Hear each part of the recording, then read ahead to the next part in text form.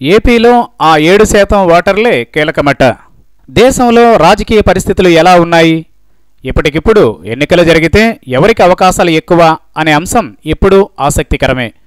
దీనిపైనే ప్రముఖ pole agency BDP associates survey నిర్వహించింది.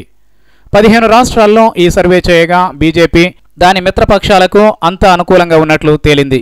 ఇక తెలుగు రాష్ట్రాల విషయానికి వస్తే ఏపీలో టీడీపీ, బీజేపీలకు కలిసికట్టుగా 47% ఓట్లు వస్తాయని, అదే సమయంలో వైసీపీ ఒంటరిగానే 40% ఓట్లు సాధించగలదని తేలింది. మరోవైపు చాలామంది ఆశలు పెట్టుకున్న జనసేన పార్టీకి 3%కి మించి ఓట్లు రావని అంచనాలు వేసింది. మరోవైపు కాంగ్రెస్ ఏమాత్రం కోలుకోలేదని, ఆ పార్టీ కేవలం 3% ఓట్లతో గత ఎన్నికల నాటి స్థితిలోనే ఉంటుందని ఈ సర్వేలో తేలింది.